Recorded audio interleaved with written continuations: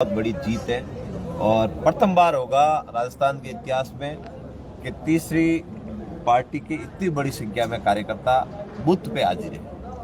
और आगामी हमारा 15 फरवरी तक कार्यक्रम है।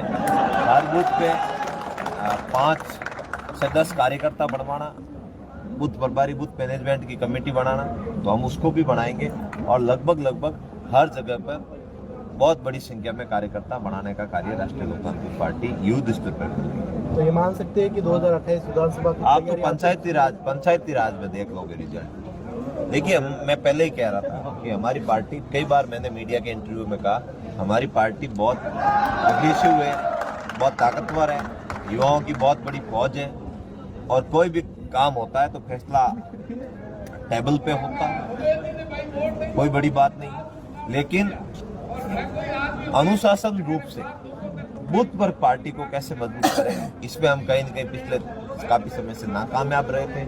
उसको लेकर हमारी पार्टी ने अब बड़े अनुशासन तरीके से ये कार्यक्रम चलाया है और आने वाले समय में ये रिजल्ट आपको देखने को मिलेगा। देखिए सर, आरएलपी पार्टी का हर जगह पर हर मामले को लेकर बेरोजगारी की बात करें या फिर जिलों का जब पुनः गठन हुआ तो वहां पर है जो प्रदर्शन देखने को मिला, अब तीसरे मोर्चे की ओर युवा दिख रहे हैं क्योंकि वो हमारे तैयार खड़े हैं, सामने आया, युवाओं के लिए तैयार खड़े हैं। मैं आपको जानकारी के लिए बता दूं, जब हम शहीद स्मारक पर धरने पर बैठे थे, सबसे पहले अपने राजस्थान में ओएमआर सीट की जो कॉपी थी वो हनुमान जी बेनीवाल साहब लेके आए थे।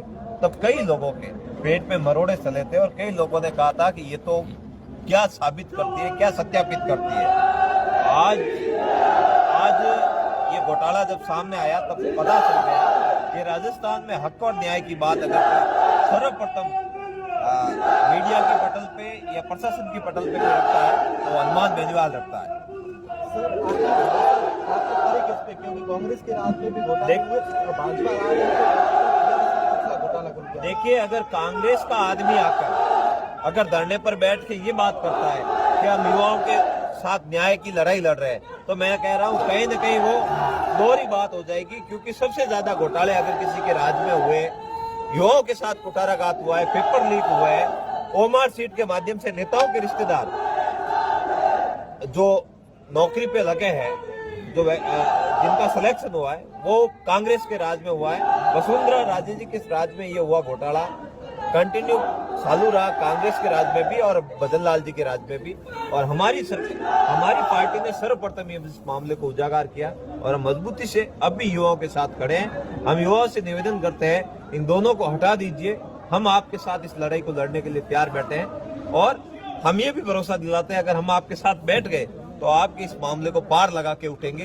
ये सर्वप्रथम मामला हमारे नेताजी हनुमान जी प्रेम भाई साहब तो हमें हर मंच पे, हर जगह पर बुलाकर राष्ट्रीय लोकतांत्रिक पार्टी के कार्यकर्ताओं का इसलिए मान सम्मान करते थे क्योंकि वो भी एक जीरो से उठे थे और राष्ट्रीय लोकतांत्रिक पार्टी भी एक गरीब, दलित, पीड़ित, शोषित की पार्टी है, जीरो से उठे हुए हैं। तो उनको पता है कहीं न कहीं हम जिस हिसाब से तपस्या करके, साधना करके, भक्ति करके हम इस वातावरण को सही करने का प्रयास कर रहे हैं, उसी हिसाब से ये भी संघर्ष रूपी तपस्या करके लोगों को जगाने का, लोगों के हित का काम करने का प्रयास कर रहे हैं। इसलिए साध्वी प्रेम भाई साहब हमें हर जगह बहुत मान सम्मान देते थे। उनके पिताजी संत वीरमदास जी भी हमें बहुत ज्यादा मान सम्मान देते थे। लेकिन साध्वी जी का चले जाना हम सबके लिए हृदय विदारक है।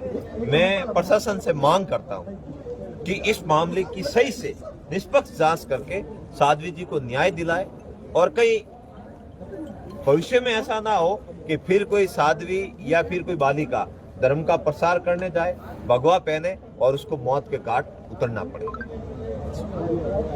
और कहीं